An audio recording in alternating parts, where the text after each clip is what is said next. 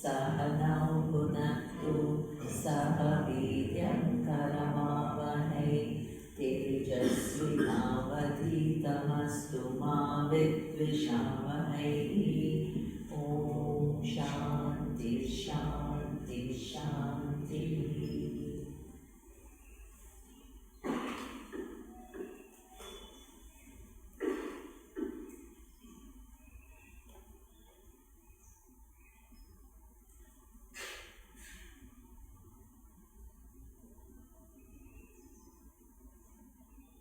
So what we saw about the nature of Atma yesterday is, it is unborn, it is undying, it is not subject to growth or decay, it doesn't have any attributes. So the way we understand who we are, none of this is true, because our I is in the body, and body is born, body dies, body is subject to decay, growth, it has attributes. So therefore, we have to revise our relationship with the body. We are not saying totally that we are not the body and dissociate with body and try to pretend we are some awareness. That is a huge problem called dissociation when people listen to Vedanta. We are trying to make that relationship more accurate, more precise.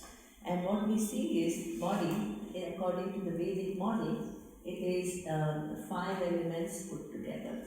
And what it means is that this body that we are so close to and take for I is actually nothing but 5 elements put together.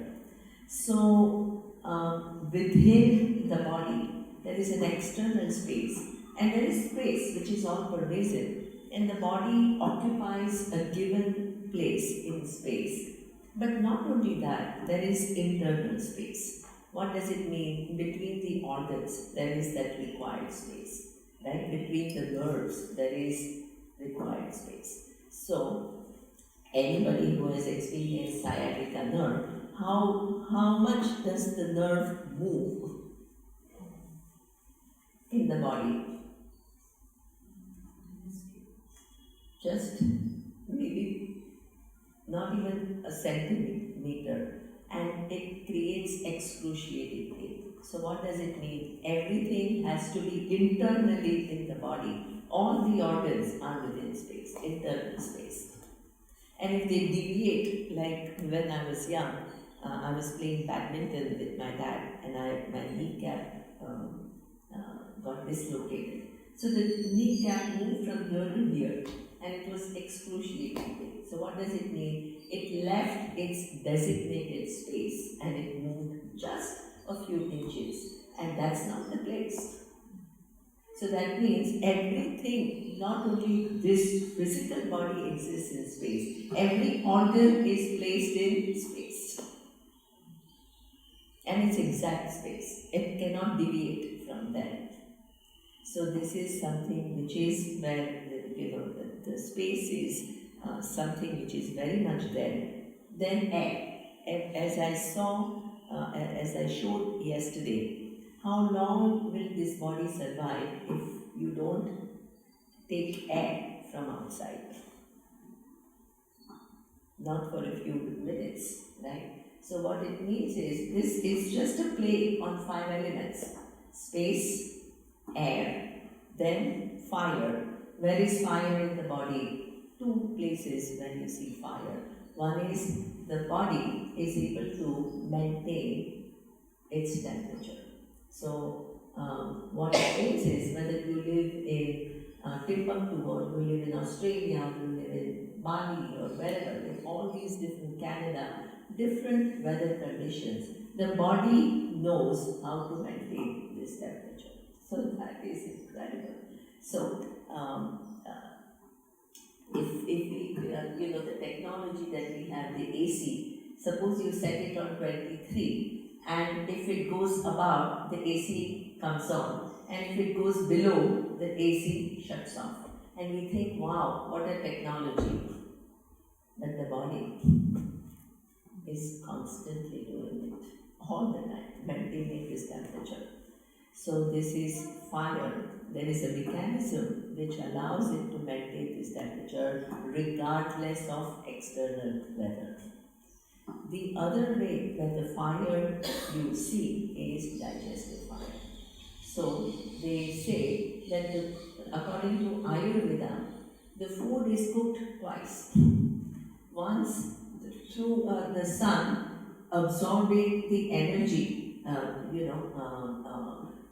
the plants absorbing the energy of the sun and giving you different nutrients. So all the trees are there and they all draw from the sun, but they all give you different fruits and vegetables which have different nutrition. That itself is something which is incredible. How drawing from the same sun, apple gives you A and D, orange gives you vitamin C. How does that happen? So that is how the food is made by Ishvara. But the second thing is your absorbing capacity. So what they say is you can take amazingly nutritious food, but if your digestive system is weak, what happens? Its absorbing capacity is less. So the food doesn't get absorbed. So this is all Agni. There is a second cooking going on within the body, where through digestive fire, whatever you eat is what? Taken in by the body and converted into required nutrients. So this is fire, the job of fire. Then you have water. 80%, almost 70 or 80% of the body is nothing but water. And all your bones and skin, everything is earth. So what it means is this body is nothing but 5 elements which are intelligently put together. But here, individually, you don't have a difficulty. Suppose I ask you, are you air? Are you space? Are you water? Are you fire? Are you earth? You don't have much difficulty. You don't need to think for too long to say, no, I'm none of that. But when the 5 elements are intelligently put together in a certain way so that the body can function in a certain way, it becomes I am for us. So non-I plus non-I plus non-I is equal to I. What kind of mathematics is this? No logic can stand this. Gabby is smiling because he is a logical person. So, this is that. So,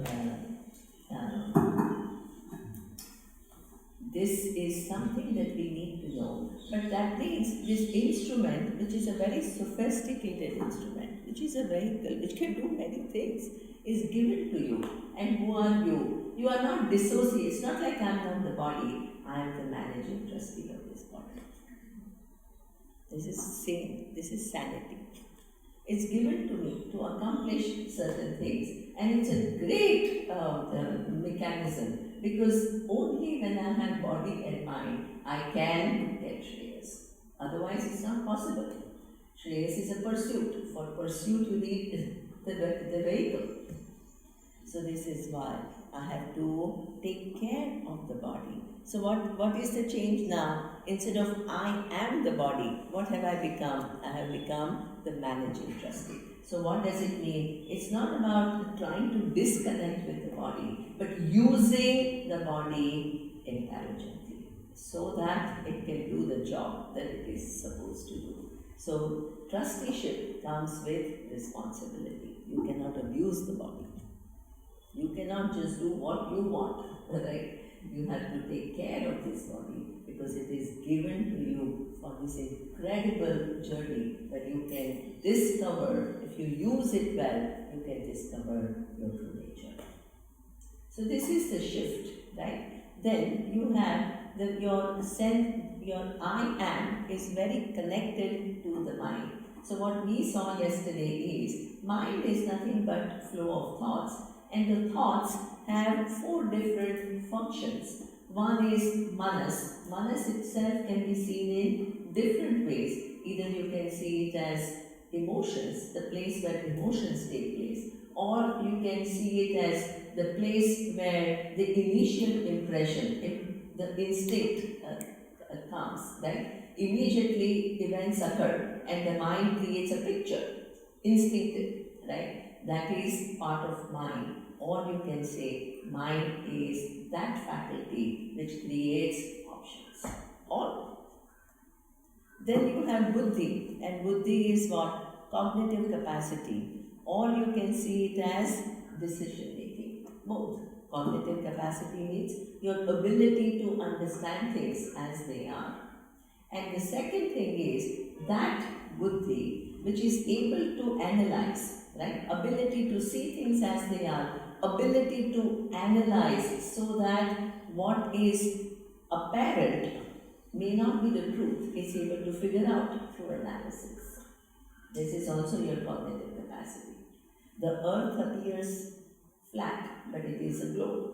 The sun seems to be rising in the eastern sky. That is what your perception reports. But that is not the truth. Through analysis, your buddhi is able to figure it out.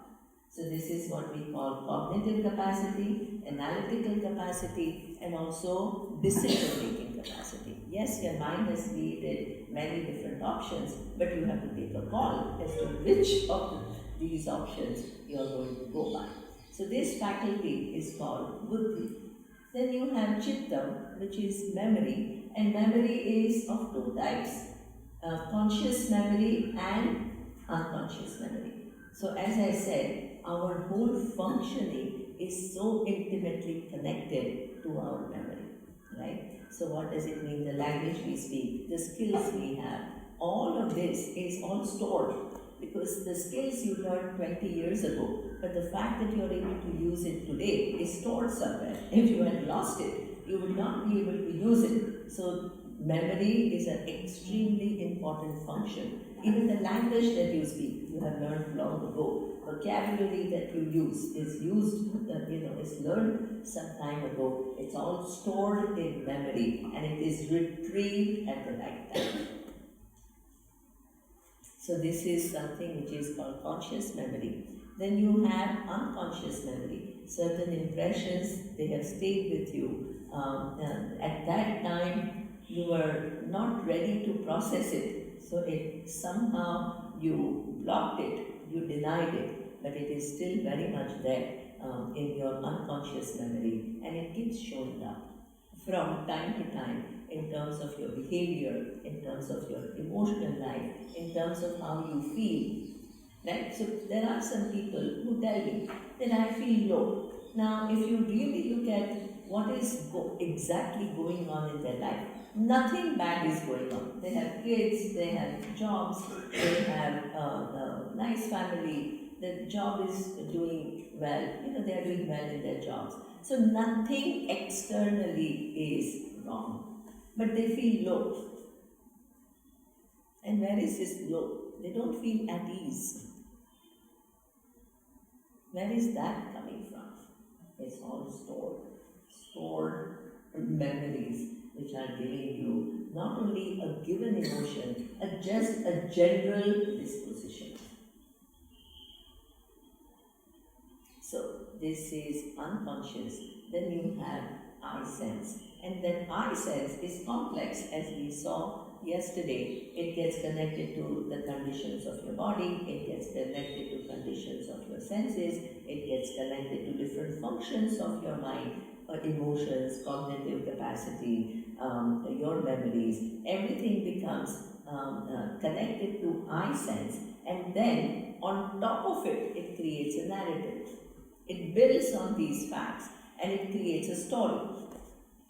And the story includes your understanding about who you are, your understanding about what the world is, the orientation, the deep orientations and deep beliefs that you have about the world, which guides your decision making.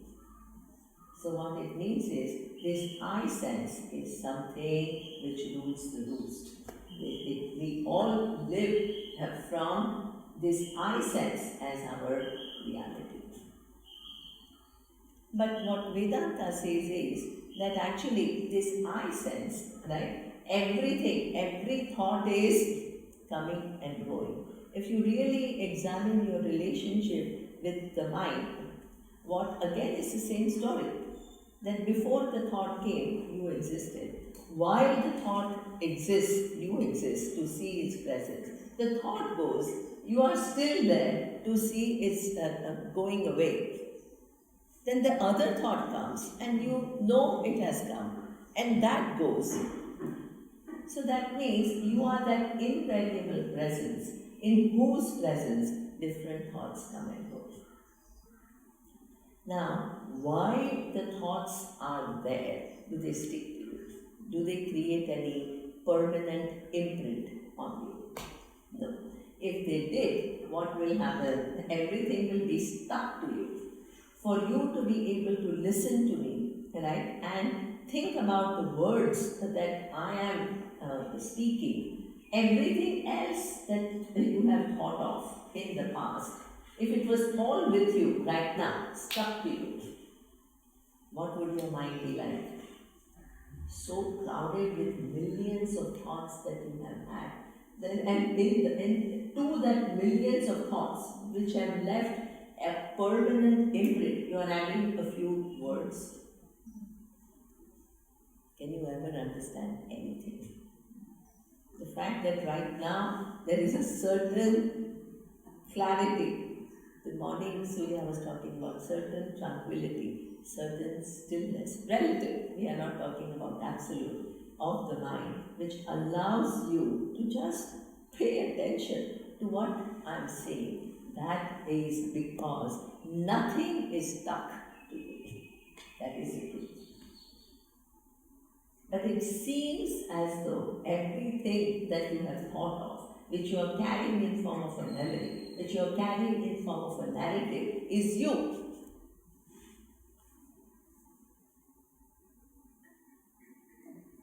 So this is the error that we make, and what Vedanta says is, and how does it all come together?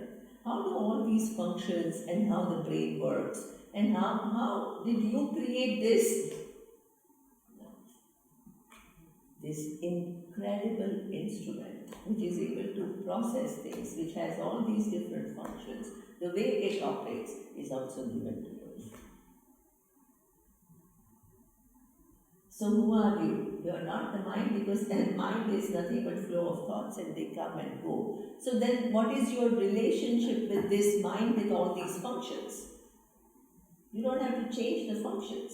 You don't have to give up your eye sense. You cannot give up your eye sense. These are the functions that are given. And who has given it? Ishvara. You cannot not have these functions. But what do you need to do? Change cognitively. What is exactly your relationship with the mind? And what is that relationship? Just as body, you are a managing trustee.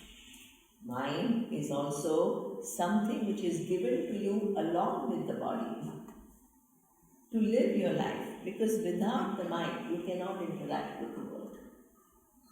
Even if you have senses have to report whatever they see to the mind. The mind processes it, decides a response, stores things in memory, has eye sense, visuals it, like then based on your values you make decisions.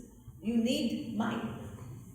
So along with the body which is given to you, mind is also given to you. For how long? As long as the body is given to you. Because each mind is specially made for that given body. So this is why, suppose, right, after your time on this earth, your body changes. Can your mind remain the same? No, your mind has to change in keeping with the body that you are given. It's reprogrammed. That's why none of us, it's like rebooting. So that's why nobody remembers your previous life. Nobody. This is rebooted. But you carry samskaras. You carry impressions. But you don't know where they are coming from. That's why somebody has aptitude for science, somebody has aptitude for art, somebody has... You carry. Some people come naturally peaceful, some are very agitated. It all comes. You carry sanskaras, but you don't carry all the memory. It's rebooted. So what it means is that the mind and its thoughts are constantly undergoing change. And they are functioning. It is also an incredibly powerful instrument that is given to you. How long is it given to you? This particular mind, as long as this body lasts.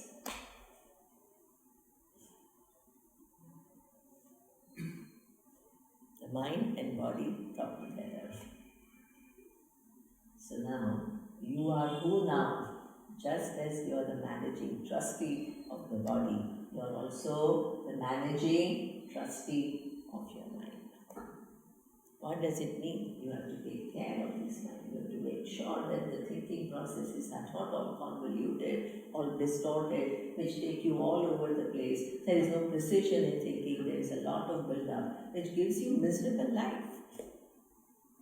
Life of non-clarity, life of complaints, dissatisfaction. That means, oh my God, this incredible instrument that you have been given for figuring out infinity. You are so caught in your little world which creates nothing but problems for you. What a pity. What a pity.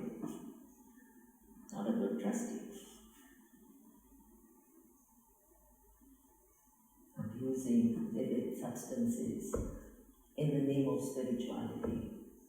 Problems. Wanting some experience. It's all some drama. Continuing drama. Not a responsible trustee. What it can give you and what it actually ends up giving you. There's a huge gap. So what does it mean? As a trustee, you have a responsibility. Just with body you have a responsibility. You have a responsibility to take care of your mind and not let it run wild with its imagination or with its stories. Story after story, drama after drama.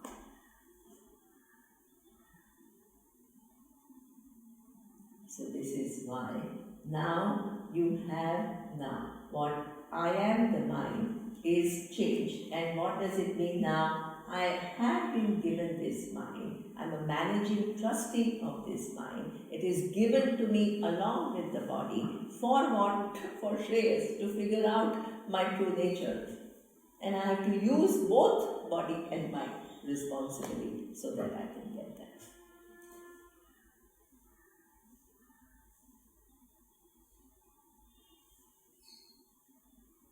So, this is now. What else? So, all of this, which I thought I was, now I have changed my relationship with it and said, it is an instrument that is given to me for a given purpose, for a designated time.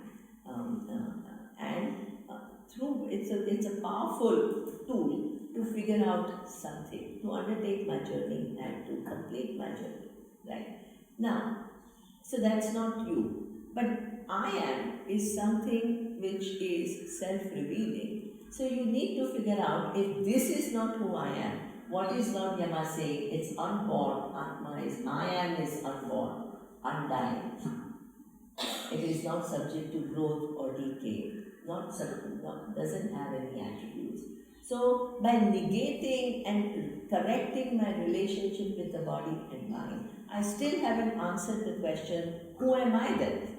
If this is not really who I am, these are instruments that are given to me, but I still haven't answered then who is this I am? So what is the third possibility? Where else do we make a mistake about the nature of I am, in addition to the body, senses and mind? Right?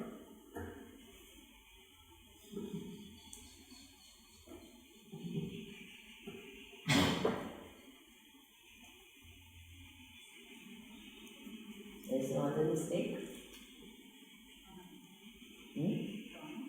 Huh? Yeah, so prana and senses come together.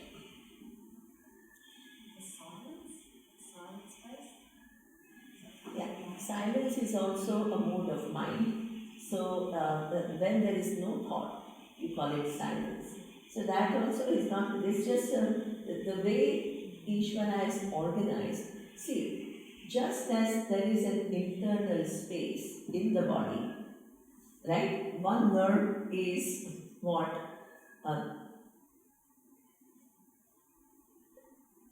Separated from the other nerve, right? In space. Similarly, if you had no distance between two thoughts, what will happen? If there was no silence between two thoughts, what will happen? Everything, and you still will be doing one sentence. All the words, there is no gap between the words. So, what generally happens is, when I say cow and tree, even if there is just small silence, they are separated. In language, when we write the words, what do we do? Tree, cow. What do we do? We leave one space. Why do we leave a space? Imagine if you wrote it all together, who will be able to read the sentence? Nobody will be. Just as there is an external space, there is an internal space. So, what is that space? Silence. Since it is very, very minusculely small, we don't notice it. So, in some practices of meditation, what do we try to do? Try to extend that silence, right? And increase the gap between words. But that gap always was there. What are we doing in meditation? Instead of it being so minusculely small that we hardly notice, now we begin to notice the gap between the two thoughts. But is that silence I am? Not at all. That silence goes and another thought comes. And who are you? You are neither silence nor thoughts. In your presence, thoughts come, thoughts go, replaced by silence. Silence goes, replaced by another thought. So what does it mean? Silence is, we mistake silence to be the nature of I am. Silence is just mode of mind, absence of thought. And you need that absence of thought, even though it is for fraction of a second, because between two words there is a silence, but it is unnoticeable by us. All we are doing is we are prolonging that silence so it becomes more apparent to us. But silence is mode of mind. It's not I am. Now think about it. If silence was you are, when the thoughts came, what will happen to you? You will disappear. You are very much present to see the presence of silence, going of the silence, replaced by yet another thought. So neither your silence nor your thought, and both are functions of the mind. So imagine your whole life. Now your purpose of life is what? Silence. You don't want thoughts. Thoughts become a nuisance. How is the whole life lived?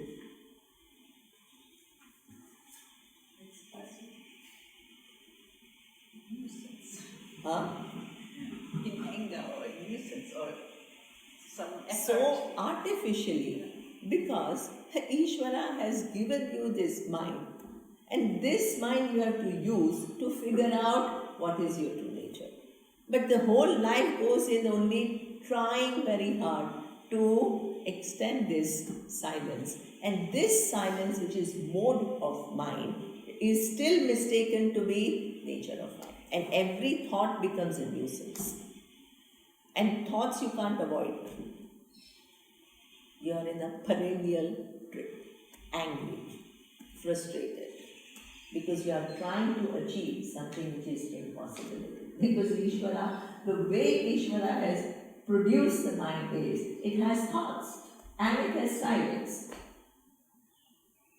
Relative silence is good because our mind is so crowded with so many thoughts and they are all jumbled up. Relative silence is wonderful because it gives you certain tranquility. It gives you some inner space and you are not so caught in your thought life. So relative silence is wonderful, but mistaking relative silence to be nature of I is a huge mistake.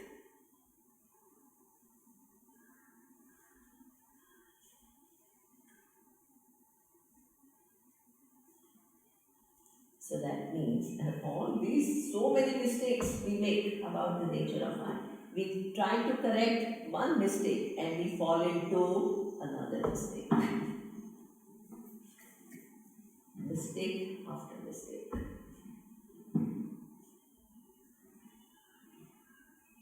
Then, where else do we mistake ourselves? One more very big thing. If I remember correctly from the last retreat, it was karma. Good.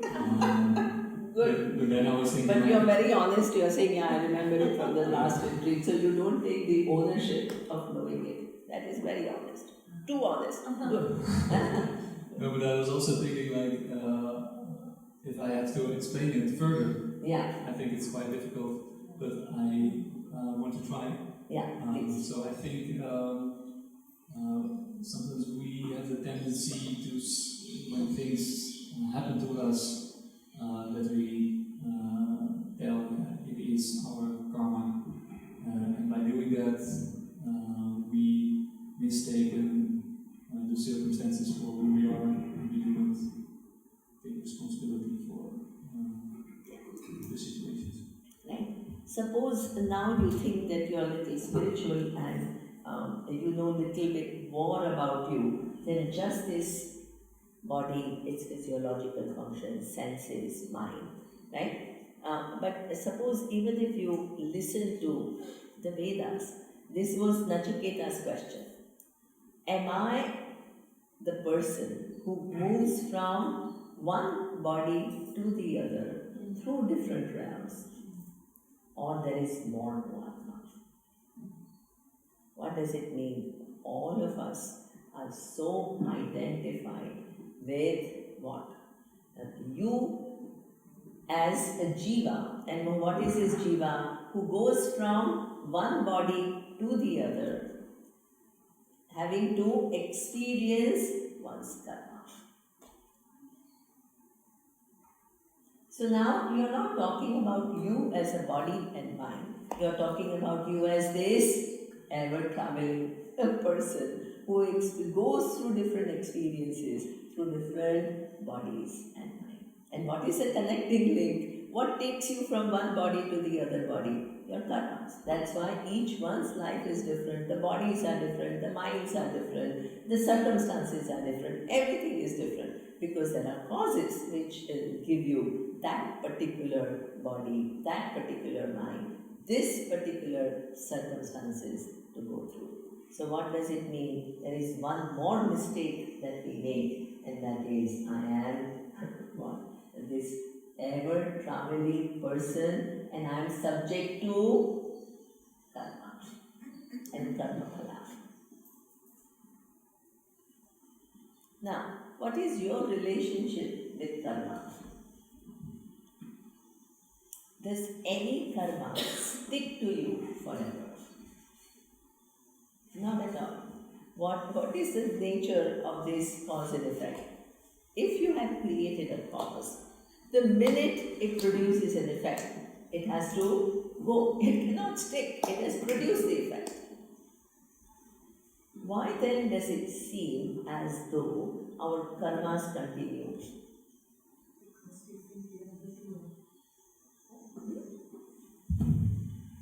Because we think we are the doer. Yeah. So what happens is that we keep repeating the same patterns. As we keep repeating the same patterns, similar results keep coming to us. So it seems as though, right, that I have very bad karma, but some karmas, as they gave you the result, they have left you. But by repeating the pattern, what are you doing? You're creating new, but in the same trajectory. This is why it is so important to use your free will and break that pattern. I have been doing this for 100 years. Doesn't mean I have to do it 101 times. 101 times, I still have free will. I need not repeat this pattern. And by not repeating this pattern, I create a new trajectory.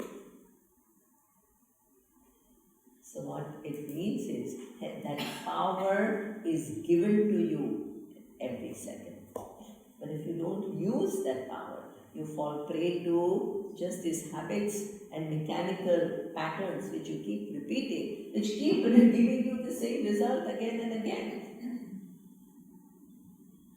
So what it shows is karma also doesn't stick to you. You are there, you experience an outcome of that result, that result, the cause has already produced the effect, it goes. Then what? New cause and new effect. So that is also something which doesn't stick to you forever. In your presence, it all just gets exhausted and new things get created. It's always in a flux. There is nothing constant about it.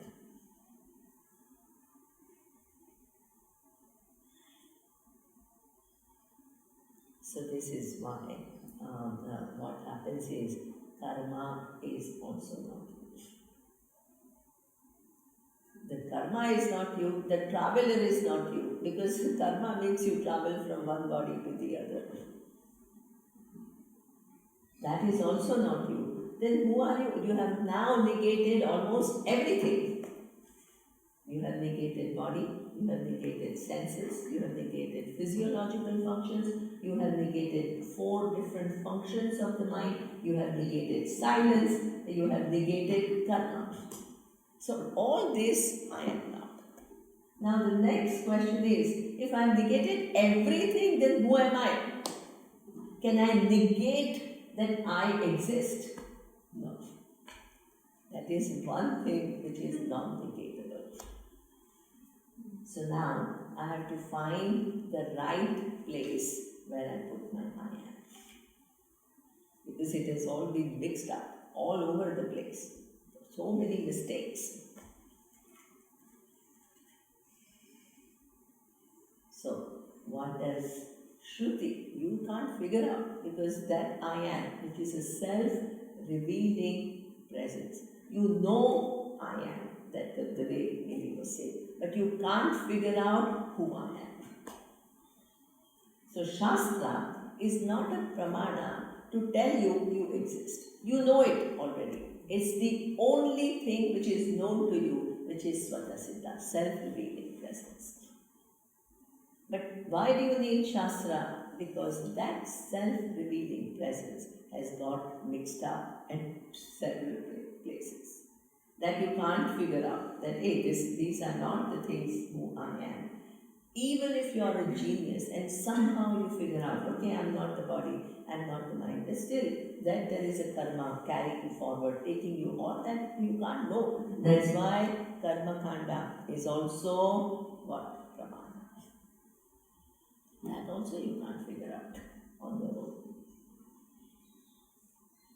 And even having negated that, then who you are, that you can't figure out. What is the nature of this self-revealing presence? And what Shastra says is, what then remains? If you have negated all of this, what remains? existence, which is of the nature of awareness, which allows you to see that in whose presence, not which allows gives its emotion, in whose presence the conditions of the body are known, in whose presence the conditions of the mind are known, in whose presence coming and going of the karma which bring different situations is known, in whose presence the world is known and the changing nature of the world is known. That Sat, that existence, which is of the nature of consciousness, in whose presence it is self-revealing, and in whose presence everything gets revealed. Does it participate in anything which is revealed?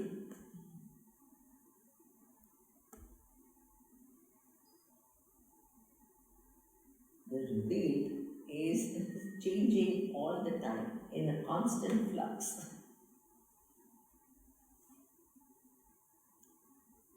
The presence which reveals is free from every attribute. It doesn't take on the attribute of reveal. The revealed is within time and space. The presence is just a presence. Existence, awareness, which doesn't come and go, which doesn't get displaced.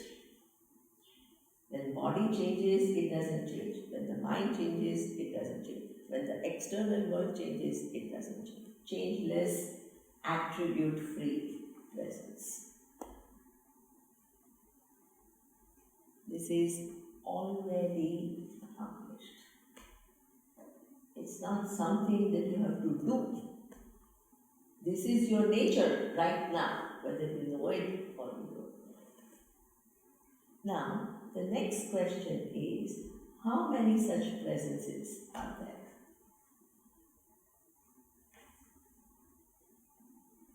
It seems as though as many individuals there are that many presences.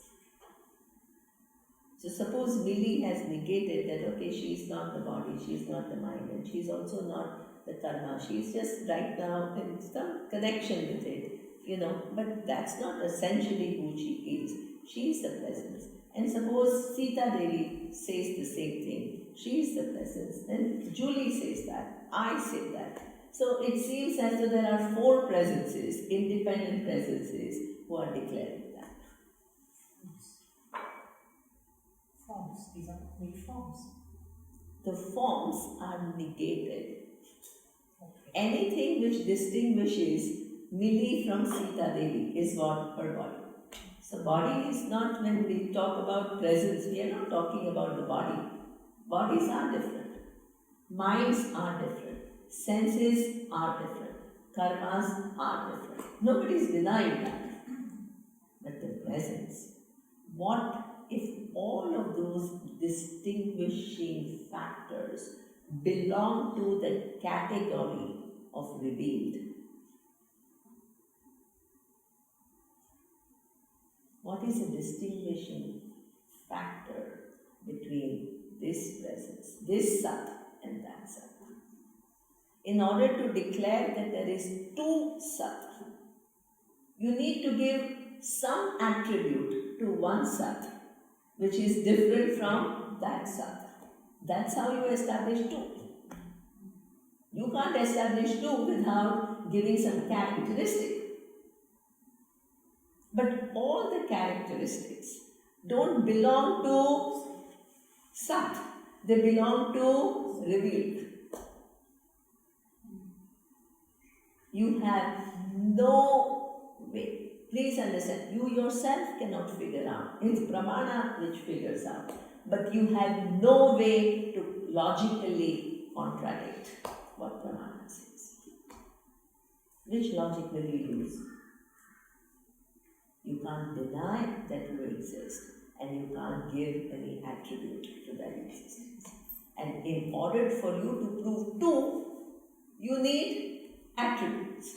But all the attributes, we are not denying that they don't exist, but we put it in revealed category. The self-revealing presence doesn't have any of the attributes of what is revealed.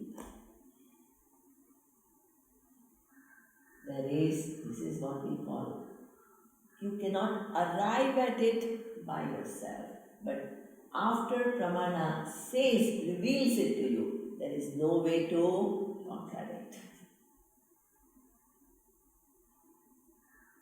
That existence is one undivided whole right now. Right now.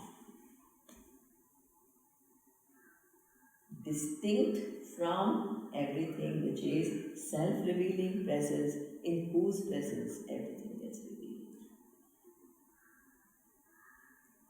What belongs to revealed categories, bodies, minds, others, yours, everyone's. Karma, others, yours, everything.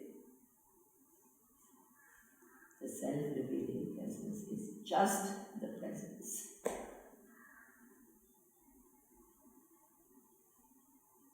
Existence and awareness.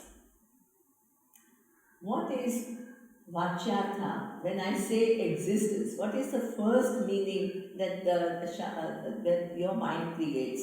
Existence of a given thing in time. An awareness which is somehow consciousness connected to a given mind.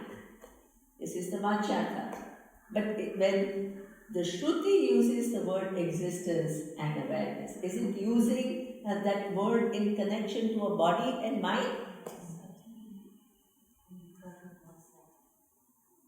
Now look at the funny part. You tell yourself, I need and I am that existence and awareness, which is always there, which is never displaced. Now something else has to happen in my mind, some expansion for me to understand.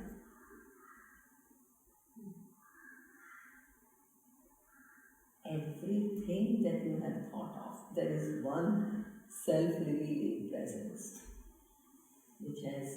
in whose presence everything gets revealed. Do you need something special? Nothing. It reveals everything. It always was there. It is not produced when a special experience happens. It was always there. Unchanging presence, existence, awareness, which is never displaced. It is not born. What is born? Body is born. What dies? Body dies. What grows? Body and mind's potentials. What decays and degenerates? Also the body and the conditions of the mind. It is free from everything. It's neither a traveler, nor it takes any karma, nor it experiences any karma phala, in whose presence everything takes place. So this is the nature of Atma, that Lord Yama reveals, that is what? One undivided whole. Now, what is interesting is, let's move to the next verse.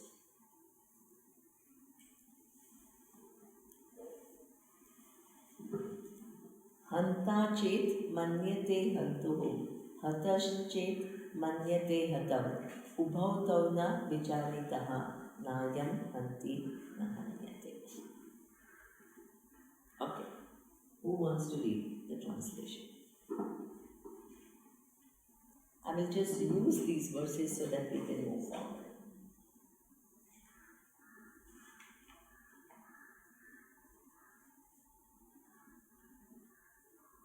Sandra. I'm searching for the verse. Is it if a killer thinks? Yeah. Yes. If a killer thinks that he kills, and if the one who is being killed thinks that he is killed, both of these do not know. This self does not kill and is not killed. Okay, now this is something which is this needs certain explanation. What is this? All of a sudden, it doesn't kill and it doesn't get killed. What? Right? So, here, there is, in addition to look at the nature, this one thing, again it is reiterated, that this one identification that we have is a very strong identification, and that's why we seek something, right?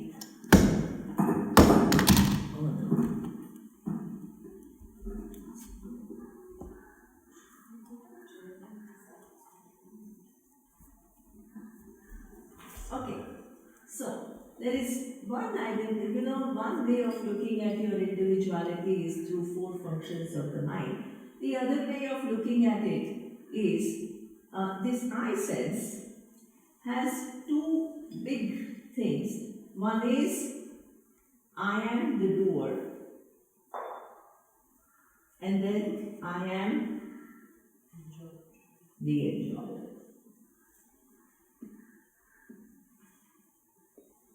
This is why even when Vedanta says you are the whole, your mind cannot process it. You feel as though you have to do something, or you have to enjoy something extraordinary. So what does it mean? Everything gets processed through this identity. I am the doer and I am the enjoyer. Enjoyer wants special experience. The doer wants to do practices like keeping quiet, silence forever. Do you understand? Everything gets processed through this identity, doer and enjoyer. It's such an integral part of your identity. This is why anything to do with Brahman, your mind creates some scenario where you have to either enjoy some expanse, or you have to, right? So Atma, if Shastra says Atma is not the doer, then what? At the level of body and mind, you want to stop all the activities. What it means is everything gets processed, retaining your identity as doer and enjoyer. This existence and awareness, is it the doer and enjoyer in whose presence hundreds of doers and enjoyers exist? If self doesn't get involved, neither it performs any action nor it enjoys any result. So, as a doer, what is the worst action you can do? Kill. And as object of somebody else's doing, what is the worst thing that can happen to you? You're killed. Somebody else is acting and you are subject to this experience, you are being killed. This is the worst. Now, in this verse, what Shruti does is, says that anybody who takes Atma to be that who is a killer or being killed, both of them, they do not know what is the nature of Atma. So why they are using this example of killing and kill, such a drastic example? Why do you think any action, right? It could be any pleasant action also. Why this most difficult action is pointed out? Because when you negate this, then it includes every other action. This nyaya is called Kaimudika nyaya. Knock off the heads. Kaimudika nyaya. What is Kaimudika nyaya? If this which is the worst, Atma is not, then any other action, of course, it doesn't create. So that means, what does it want to show? It is not the doer at all. Even the worst act to any other act. Even so-called somebody who's doing charity. And the person says, I am the one, right? That the identity is in this action. Ultimate reality of me being, I am this person, I'm a noble person, I'm giving charity. Still, what does it mean? Where is your I am? In the person, the doer. And then, if you say, this charity is going to give some adrashta for me, which I will enjoy in the future, who are you? A person. So what it means is, we keep wanting to recreate Brahman in this person. This is a problem. We don't want to give up our identity as a person. Retaining our personality, we want to superimpose Brahman there. If Brahman is not acting, I should become lazy. It's still thinking in the world, in the mind, in the world of objects. Exactly. So that means you don't give up your identity. You retain your identity and you superimpose Brahman. So this is why, in order to understand this existence and this awareness, can you be a doer and enjoyer? How many doers and enjoyers exist within this existence and awareness? How many? Countless. In the past, in the present, and in the future. This has no specific connection with any. Because it does not have any attributes. And all Excellent. have attributes. Exactly. All of them. As a doer, you have an attribute. Either you are a saintly doer or a cruel person. As an enjoyer, either you are enjoying great things or you are suffering. All these are different characteristics which belong to different bodies and minds. And in this self-revealing presence, everything gets revealed. But you have special connection with one body and one mind. So you know its conditions more intimately than other bodies and other minds. So you are a managing trustee of one given body and mind, but you have no real relationship with So it. what I need to understand is what does these attributes mean? That the senses report the whole day attributes and differences And there is no problem with that. See, you don't need to stop that. What we think is we need to stop it all in order to abide in existence and awareness. There is no abiding in existence. Why? The senses' job is to report. If they did not report, imagine your life. boring. You can't do anything. If your mind lost its capacity to process, we are not trying to stop anything. We are trying to, that's why we say Vedanta is cognitive. What is self-revealing and what is revealed is mixed up. You don't make a mistake with reference to every body. You don't make a mistake with reference to every mind. Only with one given mind and body whose managing trustee you are.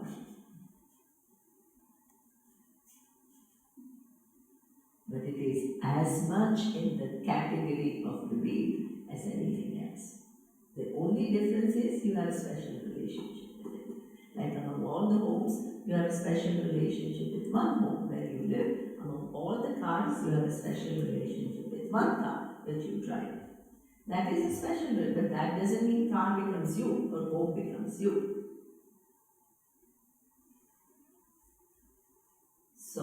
What it means is all the different doers, and there are millions and trillions of doers and enjoyers.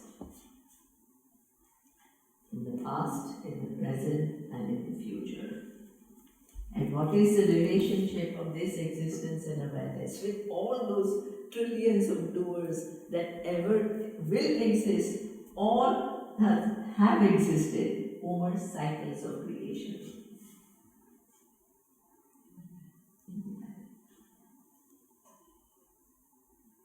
That self-revealing existence and awareness, where is it available to you? As I am, self-revealing I am. And look how small you have made it, connected. It only know one body and mind. And constantly trying to manipulate the body and mind.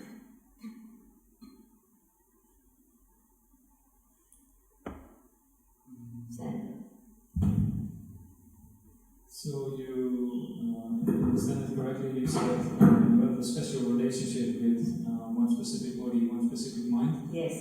Was it correct that you said thereafter that actually there is no relationship seen from the standpoint of existence awareness? That there is. So that we will understand. This, what I said, this is completely independent of what is revealed. But what I have not shown yet is this completely independent of this? No, that I have not shown yet. Right? But Otherwise this, you would have to. and then you would have to. Because it's different from saying that the car is separate. It's Exactly. Yeah. So this is still not totally complete. But the vision has to move step by step. It cannot show everything all at the same time. If you try to show everything all at the same time, again the mind gets overly confused. This is the prakriya. It has to move from one step to the other. So A is not B. exactly. Right. Up to now, what I am showing is this exists, which is your I am. Because why? What does the verse say? Look at this. What is the verse saying? You have to go with the verse. What is the verse saying? I am not the killer and I am not the killer. Exactly. So what does it mean? So this is within the mind. These are the two functions. And this has got nothing to do. So this is independent of this. Right? You have to go with the verse. What the verse is revealing. You can't use one verse and tell the whole thing. This is practical. The teacher has to move. That's how the mind is given some time to sink in. One step after the other. Then the next. Then the next. This is what we call reading. Till you get to the final truth. Right? Okay. Now, let's move to the next one.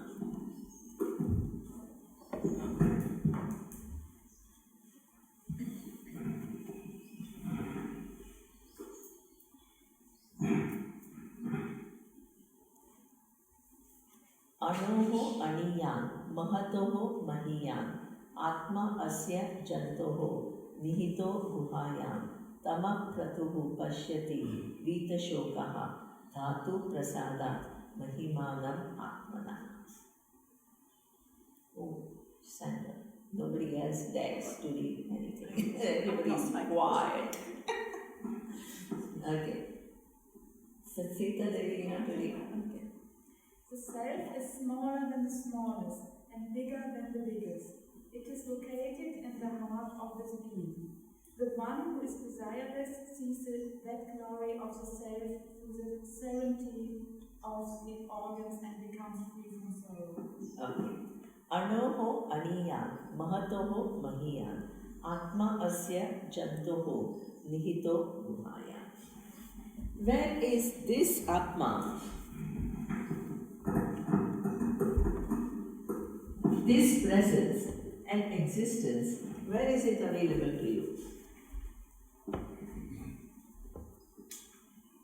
This is always there. This is self-revealing.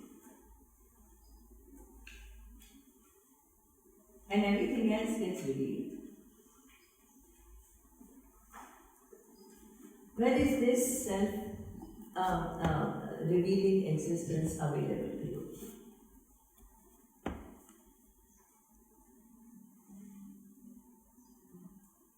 Nihitam Guhaya. What is Nihitam Guhaya? It is as though hidden. Where is it hidden? In the mind. In your mind, in your eye sense. In your mind, whole of mind. But right now, we are looking at just because this is where your eye senses. The activities of the body, the senses, different functions of the mind, they are all connected at this place, and you create a narrative about who you are. So here, in this I sense, this existence and awareness is as though hidden. What does it mean? I have another imagination of what I am. What does it mean? It means that it's not a separate object, but where the I senses is exactly where existence is. Excellent. So what it means is, you can't separate the two. Why? Because if you separate it, I will become another thing other than this. Then you will have two. Then I will have a location in time and space, away from I sense. Can't be. It's hidden because where I sense is, that's exactly where existence and awareness is. I sense is a thought. Existence and awareness is the content. What does it mean? I sense, you can have hundreds of I sense. And what it means is, now you say I'm talking, then I'm walking, then I'm reading, then I'm studying, I am happy, I am sad. Your I sense and its thoughts are many and changing all the time. So these thoughts are forms, but the forms need content. Like pot is a form, it needs a content called clay. Without clay, the content form cannot exist. Pots have characteristics. One is a big pot, one is a small pot, one is this, the modern style, the other is antique style. All these are characteristics of pot. But the content is free from the characteristics of the modifications. So what it means is, in every I sense thought which exists, you don't need to give it up to find existence and awareness. This is hidden as the content. What is the mistake that we are making? We don't see form, relationship between form and the content. Forms are different, content is one. That's why it always remains hidden. What we keep trying to do is find existence and consciousness unconnected to everything. But it can never be found as unconnected to everything, because if you do that, it becomes one of the many objects unconnected to everything. It is given as the content of every form. So then, what is the relationship? Can the form exist without the content? No. But the content, does it depend upon the form? No. Nihitam Guhaya. But then the content can exist without form? The content can exist without form. Clay can exist without pot, being a pot. Yeah. But the pot cannot exist Yeah. without clay. Yeah. And why, before the pot comes into being, clay is there. While the pot is there, clay is still there. Once the pot is destroyed, clay is still there. So what does it mean? And in terms of reality, There is no two things, clay and pot. If I take away the clay, there is no form called pot. This is called Satya Mithya relationship. One depends on the other is independently existing. Nihitam Guhayam means if you are trying to see consciousness as one entity, forget it. It is in and through. It is the content. Now, is it only content of your eye sense? It is content of every eye sense. And not only every person.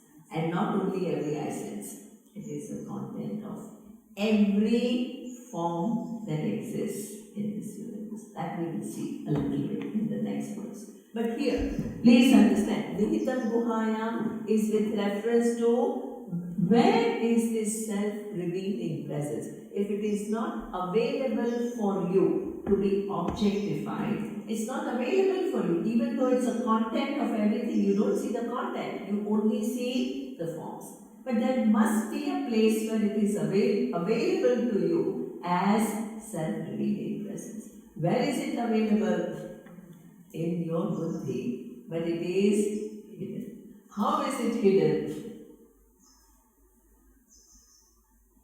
It is hidden, not really hidden. Nothing can hide but what? Because the forms seem more real and the content nobody notices. That's why Ishvara has as though hidden this self-revealing presence which is the truth of the whole universe in your buddhi, and as though mixed it up with eye sense. And eye sense seems like a reality. The content is free and that you never notice.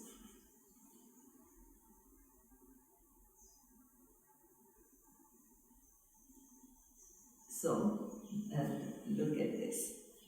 So here, now, look at this. It is smaller than the smallest. So, now, is it only the truth of eye sense? It is truth of every other eye sense and every other body, every other physical form that exists. So, the objects which are revealed, they have forms and they have sizes. What kind of sizes? Small, big.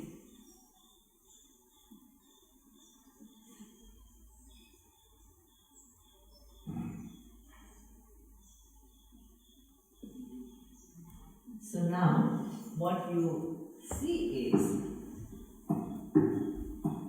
you take any object and see the relationship. Now we have done it. This is Nihitam Guhayam. It is available as self-revealing presence in your buddhi, in your eye sense, as a content of every eye thought. But it is not restricted here. It is everywhere. But you can't see it as an object. But it is the content of every object. So in the reveal, what is the biggest object that you can think of? A huge mountain. A huge mountain. And what is the smallest object that you can think of? Nano particle.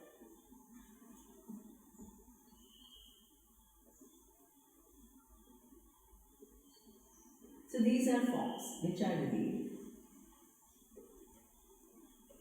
If you look into the mountain, actually it will end up here. So what will happen? Mountain is what? Many different things, right? There are rocks, then there are trees, then what? What else is there? Soil. So all of this, if you really look into it, so what is rock? Rock is many different,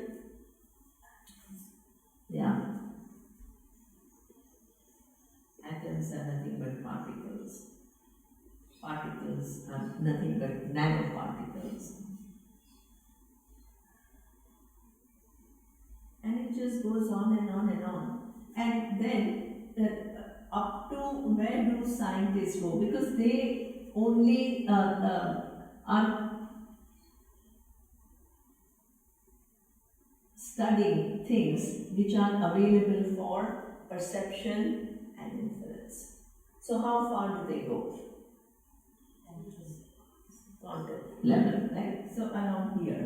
Now when you look at these trees are also nothing but cells. Cells are nothing but atoms. Atoms are nothing but particles. Particles are nothing but nanoparticles. And soil is also basically the same thing. So what it means is everything actually collapses into nanoparticles, and if you look through your empirical means, you keep searching for something subtler and subtler and subtler. But what the Pramana says is that no given object is the building block of the whole universe. That's why you'll never find, if your focus is on an object, you'll never find the final thing. So all of these collapse in just a concept, because there is nothing tangible. So this concept exists on what? The existence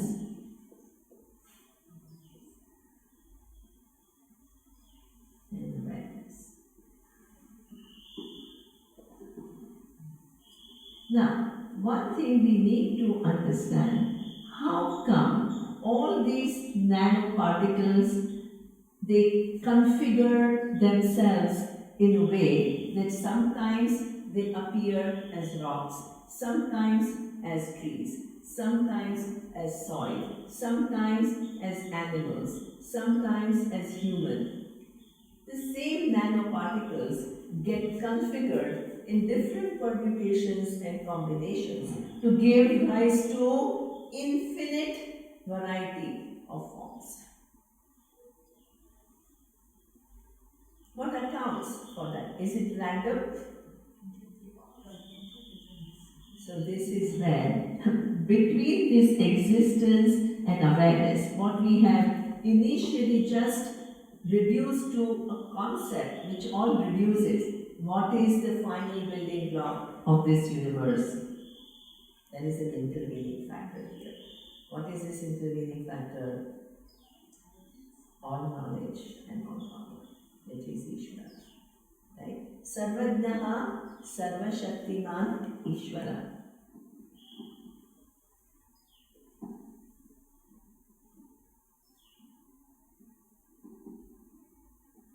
It's not any given person, it's not uncle.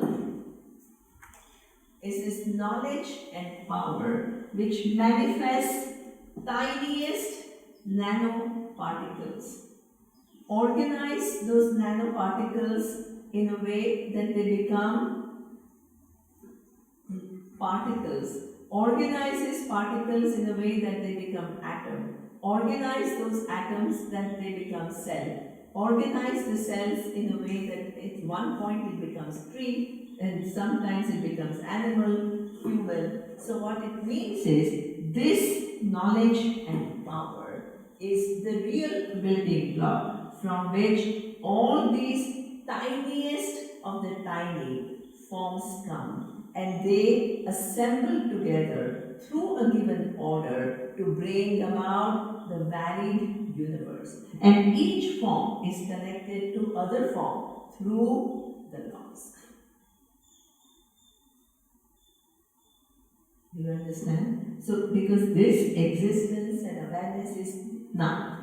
Next question that I ask you is, what is the relationship? So, all the world of forms, from big to small, they collapse initially in what? All knowledge and all power. What about this knowledge and power? What is its relationship with existence and awareness? It is dependent on existence. Okay. So what does it mean? Can you have knowledge without the presence of consciousness? Can you have knowledge? The knowledge, look at this, knowledge and power are attributes. Do you understand? They are attributes. Can attributes exist without noun? No. Attributes don't exist in vacuum. They rest on noun. So, this knowledge and power, what is the noun? Existence and awareness.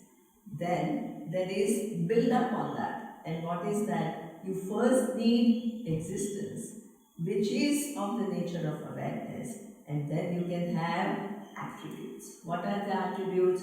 All knowledge and all power. So what it means is, even this knowledge and power has its being in existence and awareness, which is called Brahman or Atma, the true nature of Atma. What does it mean? All of this is just basically everything, small and big, are all gunas. And those gunas are a function of knowledge and power, assembling things and creating different gunas. This itself is a guna. There is only one noun in this universe. There is no second noun.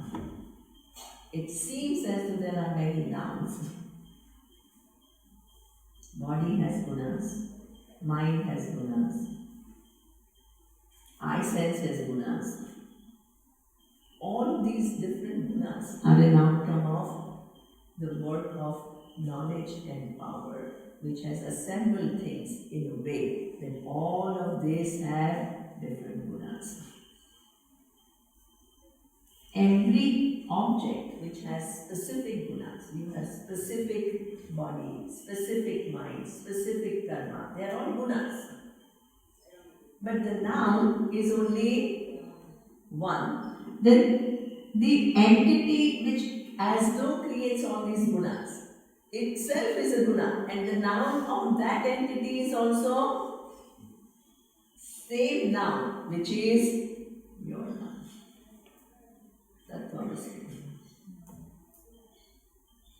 There is only one noun in this universe. There is only one I am in the universe. This is why Vishwanath says, my I am is the same as your I am. Ocean is very big. Wave is very small. But the real I am of wave is what? Water. And the real I am of mighty ocean is also equally water. The forms are very different. One is wave, the other is ocean. The I am is only one. And what is that? Water. There is no second thing. All this small and big is an outcome of knowledge and power. Sarvagnaha, Sarvashaktiman, manifesting the tiniest, according to the Vedic model, 5 elements, Panchamahabhuta, and then different permutations and combinations create this varied universe. First it manifests Akasha. Akashat Vayu. Vayor Agni. Agni Apa. Agni Prithvi. Then everything is permutation and combination. Everything that is big, small, all the different forms, the sizes, varieties, attributes, all. This itself has its being in existence. So what does it mean? This existence and awareness is the content of every form. It's the final truth of every form. The smaller than the smallest, bigger than the biggest. Where is it available to you? In your buddhi, mixed up with your eye sense. The eye sense is a form. Awareness, existence is the content. Every form is the same story. The form has attributes. The existence and awareness is the content of every form. The forms have a dependent reality. Existence and awareness is the only independent reality.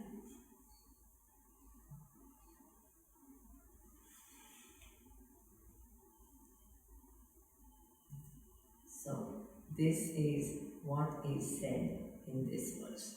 So, this relationship between Atma and everything else, which is Satya Mithya relationship, is highlighted in the next verse. So, you see it very clearly that there are no two things. One is revealed and the revealer. The revealed has no independent existence from self-revealing reality. Self-revealing reality is independent of everything. Right? So that relationship is shown in the next verse. We'll see it in the next class.